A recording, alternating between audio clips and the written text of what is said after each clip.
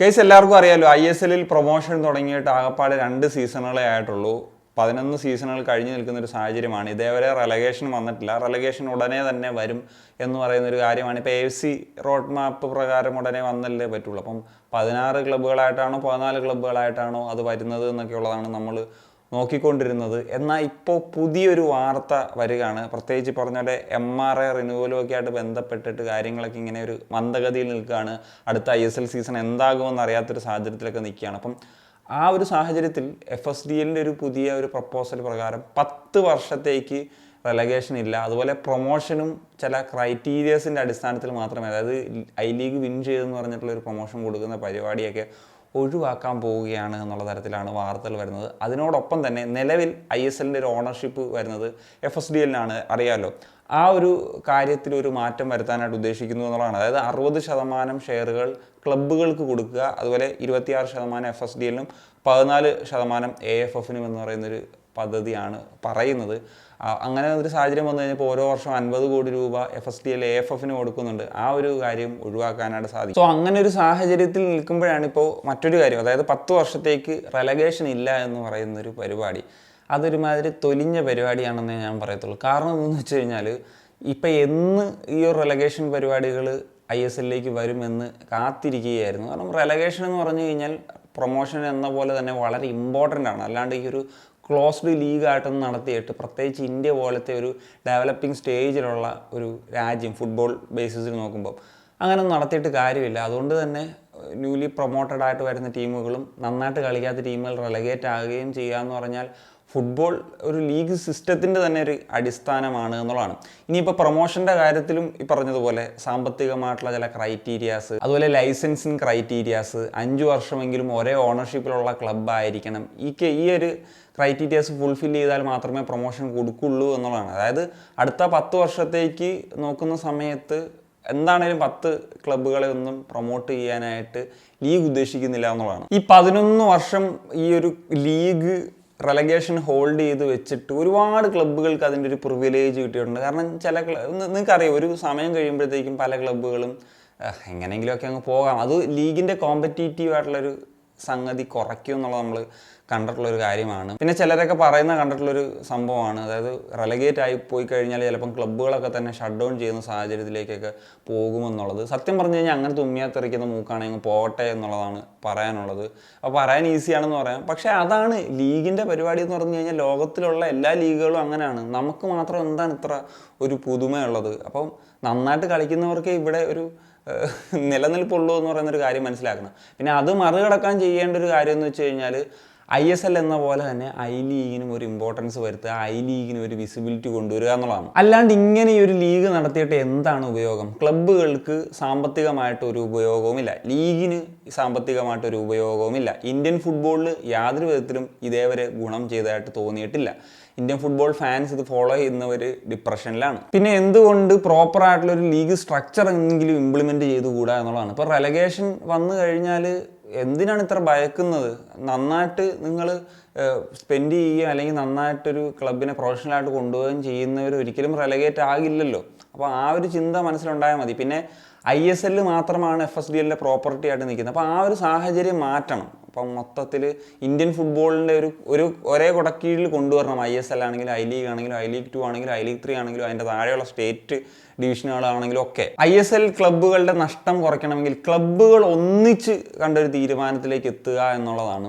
കാരണം നമുക്കറിയാം, ചില ക്ലബ്ബുകൾ ചെയ്യുന്ന പരിപാടി പല വിധത്തിലുള്ള സാമ്പത്തികമായിട്ടുള്ള തട്ടിപ്പുകളൊക്കെ ഈ സാലറി ക്യാപ്പിൻ്റെ രൂപത്തിലൊക്കെ നടന്നുണ്ട്. അതൊക്കെ മാറ്റിയിട്ട് ഇപ്പോൾ ഞാൻ പറയുന്നത് സാലറി ക്യാപ്പിനേക്കാൾ നല്ലത് പറഞ്ഞ പോലെ ഒരു ഫിനാൻഷ്യൽ ഫെയർ പ്ലേ പോലത്തെ ഒരു പോളിസി ISL കൊണ്ടുവരിക എന്നുള്ളതാണ്. അത് അൺലിമിറ്റഡ് സ്പെൻഡിങ്ങിനെയും ലോങ് ടേം സസ്റ്റൈനബിലിറ്റിക്കും ക്ലബ്ബുകളൊക്കെ ഷട്ട് ഡൗൺ ചെയ്യുന്നൊരു സാഹചര്യത്തിലേക്ക് പോകുന്നതിൽ നിന്നൊക്കെ പിന്നോട്ട് വലിക്കുമെന്ന് പറയുന്നൊരു സാഹചര്യമാണുള്ളത്. പിന്നെ ഈ പറഞ്ഞ പോലെ പ്രീവിയസ് സീസണുകളിൽ ഇപ്പോൾ ഇത്ര രൂപയിൽ കൂടുതൽ നഷ്ടം വരാൻ പാടില്ല, ഇങ്ങനെയൊക്കെയുള്ള റൂൾസൊക്കെ കൊണ്ടുവന്നാൽ മതി. സാലറി ക്യാപ്പിനേക്കാൾ നല്ലത് അതായിരിക്കും എന്നുള്ളതാണ് എനിക്ക് തോന്നുന്നത്. കാരണം എന്താണെന്ന് വെച്ച് കഴിഞ്ഞാൽ ഇപ്പം പല ക്ലബ്ബുകളും AFC ലെവലിൽ കോമ്പീറ്റ് ചെയ്യുന്നവരുണ്ട്. അപ്പോൾ അവർക്ക് കൂടുതൽ സാമ്പത്തികമായിട്ടുള്ള മെച്ചമുണ്ട്. അല്ലെ ISL ഒക്കെ വിൻ ചെയ്യുന്നവർക്കും കൂടുതൽ സാമ്പത്തികം ലഭിക്കും, കൂടുതൽ സ്പോൺസർഷിപ്പ് വരുന്നവർക്ക് സാമ്പത്തികം കിട്ടും. അങ്ങനത്തെ ക്ലബ്ബുകൾക്ക് കൂടുതൽ എമൗണ്ട് സ്പെൻഡ് ചെയ്യാനുള്ള ഒരു പ്രിവിലേജ് ഉണ്ടാകുമെന്ന് പറയുന്നത് അതൊരു മോശപ്പെട്ട കാര്യമായിട്ട് എനിക്ക് തോന്നുന്നില്ല. പിന്നെ ഇതിൽ തിരിമറി കാണിക്കാതിരിക്കുക എന്നുള്ളതാണ്. അപ്പോൾ സാലറി ക്യാപ്പിൽ ഒരുപാട് തിരിമറികൾ പല ക്ലബ്ബുകളും നടത്തുന്നുണ്ട് എന്നുള്ളതാണ്. First contract, second contract, sports contract, bonus എന്ന് പറഞ്ഞ പേരിൽ കോൺട്രാക്റ്റിൽ കോംപ്ലിക്കേഷൻസ് ഉണ്ടാക്കുന്നു. അപ്പോൾ ഇതൊക്കെ ഒഴിവാക്കാൻ ഈ പറഞ്ഞ പോലത്തെ സാലറി ക്യാപ്പിന് വരെ ഇങ്ങനത്തെ ഒരു ഫിനാൻഷ്യൽ ഫെയർ പ്ലേ പരിപാടികൾ കൊണ്ടുവന്നത് നന്നായിരിക്കും. അതിനൊരു കൃത്യമായിട്ടുള്ളൊരു ഓഡിറ്റ് കൊണ്ടുവന്നാൽ മതി എന്നുള്ളതാണ്. അല്ലാണ്ട് ഈ പറഞ്ഞ പോലെ അവരെ സ്പെൻഡ് ചെയ്യട്ടെ, ഞങ്ങളുടെ ലീഗിന് നല്ലതല്ലേ എന്ന് ചിന്തിക്കുന്ന ലീഗ് ഓർഗനൈസേഴ്സാണ് ഏറ്റവും വലിയൊരു ശാപം എന്ന് പറയുന്നത്. ഇനിയിപ്പം FSDL പോകാമെന്ന് വെക്കാം. അപ്പം പലരും FSDL പോകുന്നല്ലോ എന്ന് പറഞ്ഞ് വിഷമിച്ചിരിക്കുകയാണ്. FSDL രാജ്യത്തെ ഏറ്റവും വലിയ ഗ്രൂപ്പ് തന്നെയാണ്. പക്ഷേ അവർക്ക് ഈ 11 വർഷത്തിൽ എന്ത് ആണ് ചെയ്യാൻ കഴിഞ്ഞത് എന്ന് പറയുന്നൊരു ചോദ്യമുണ്ട്. പിന്നെ ഒരു കാര്യം എന്ന് വെച്ച് കഴിഞ്ഞാൽ ഈ ലീഗ് റൺ ചെയ്യേണ്ടത് സത്യം പറഞ്ഞു കഴിഞ്ഞാൽ ക്ലബ്ബുകൾ തന്നെയാണ്. അപ്പം നമുക്ക് പ്രീമിയർ ലീഗ് എടുക്കാം, ലാ ലീഗ് എടുക്കാം. എവിടെ നോക്കിക്കഴിഞ്ഞാലും ലീഗ് റൺ ചെയ്യുന്നത് അതിന് FAക്ക് പോലും അതൊരു ഉത്തരവാദിത്വം ഇല്ലാത്തൊരു രീതിയിലാണ്. കാരണം ആ ഒരു ലീഗിൻ്റെ മെജോറിറ്റി സ്റ്റേക്ക് ഹോൾഡേഴ്സ് എന്ന് പറയുന്നത് ആ ക്ലബ്ബുകൾ തന്നെയാണ്. ഇപ്പോൾ പ്രീമിയർ ലീഗിൽ നോക്കിക്കഴിഞ്ഞാൽ 5% വീതം ഓരോ ക്ലബ്ബുകൾക്കുമാണുള്ളത്. അപ്പോൾ ലാ ലീഗയുടെ നോക്കിക്കഴിഞ്ഞാൽ ലാ ലീഗയും സെഗുണ്ടയും കൂടെ ചേർന്നിട്ടാണ് ആ ഒരു ലീഗ്സ് റൺ ചെയ്യുന്നത്. ഈ FAകൾക്ക് എന്ന് പറഞ്ഞു കഴിഞ്ഞാൽ ചില വീറ്റോ പവേഴ്സ് മാത്രമാണുള്ളത്. ഇപ്പോൾ ലീഗ് സ്ട്രക്ചറിൻ്റെ കാര്യം, റെലഗേഷൻ, പ്രൊമോഷൻസ്, റൂൾസ് എക്സെട്ര അങ്ങനെയുള്ള ചില കാര്യങ്ങളിലാണ് അവർക്കൊരു പവർ വരുന്നത് എന്നുള്ളതാണ്. പിന്നെ എനിക്ക് തോന്നുന്നു ഈ FAകൾക്കൊക്കെ ഒരു ലാഭവിഹിതം കിട്ടിക്കഴിഞ്ഞാൽ അതിൻ്റെ ഒരു എമൗണ്ട് FAകൾക്ക് ഈ പറഞ്ഞ ക്ലബ്സുകൾ കൊടുക്കും എന്നുള്ളതാണ്. എൻ്റെ ഒപ്പീനിയനിൽ പ്രീമിയർ ലീഗിനേക്കാൾ ഉപരി ഇപ്പം ലാ ലീഗ ഒരു കമ്പനിയായിട്ട് എങ്ങനെ ഫോം ചെയ്തതെന്ന് വെച്ച് കഴിഞ്ഞാൽ ലാ ലീഗയിലുള്ള 20 ക്ലബ്ബുകളും സെക്കൻഡ് ഡിവിഷനായിട്ടുള്ള സെഗുണ്ടയിലുള്ള 22 ക്ലബ്ബുകളും 42 ക്ലബ്ബുകൾ ചേർന്നിട്ടാണ് പറഞ്ഞ ലീഗ് നടത്തുന്നത്. അങ്ങനെ ISL വന്നു കഴിഞ്ഞാലുള്ളൊരു ഗുണമെന്ന് വെച്ച് കഴിഞ്ഞാൽ ISL മാത്രമല്ല ഐ ലീഗിനും ഈ തരത്തിലുള്ളൊരു ഇമ്പോർട്ടൻസ് കിട്ടും എന്നുള്ളതാണ്. അപ്പോൾ ഈ റെലഗേഷൻ പ്രൊമോഷൻ്റെ ഒരു പ്രശ്നം ഒക്കെ ഒഴിവാക്കാനായിട്ട് വരും. ഇപ്പോൾ റെലഗേറ്റ് ആയാലും അത്യാവശ്യം വിസിബിലിറ്റി ഒക്കെ ഐ ലീഗിനുണ്ടെങ്കിൽ അത് നടന്നു പോകുന്നൊരു കാര്യത്തിലേക്ക് വരും. അതുപോലെ തന്നെ ഈ ലാഭവിഹിതം, ഇപ്പം ലാഭം എന്ന് പറയുന്നൊരു തരത്തിലേക്ക് എത്തണമെങ്കിൽ തന്നെ ഒരുപാട് ദൂരം നമുക്ക് മുന്നോട്ട് പോകേണ്ടതുണ്ട്. അതിനോടൊപ്പമാണ് FSDLന് കുറച്ച് പൈസ കൊടുക്കണം, AFFന് കൊടുക്കണം. അത് മാറ്റി നിർത്തിയിട്ട് ക്ലബ്ബുകൾ തന്നെയാണ് കംപ്ലീറ്റ് ഒരു ഓണർഷിപ്പിലേക്ക് വരുന്നതെങ്കിൽ കിട്ടുന്നതൊക്കെ തന്നെ ലാഭം എന്ന് പറയുന്നൊരു സാഹചര്യത്തിലേക്ക് കൊണ്ടുവരാൻ പറ്റും. ഈ പറഞ്ഞതുപോലെ ഒരു വീറ്റോ പവർ AFFന് കൊടുക്കുക, റൂൾസ്, റെലഗേഷൻ, പ്രൊമോഷൻസ്, പറഞ്ഞ പോലെ ഫിനാൻഷ്യൽ കാര്യങ്ങളിൽ തിരിമറി പരിപാടികളൊക്കെ നടന്നാൽ അതൊക്കെ ഓഡിറ്റ് ചെയ്യുന്നൊരു കാര്യത്തിൽ AFFന് ഒരു പവർ കൊടുക്കുക.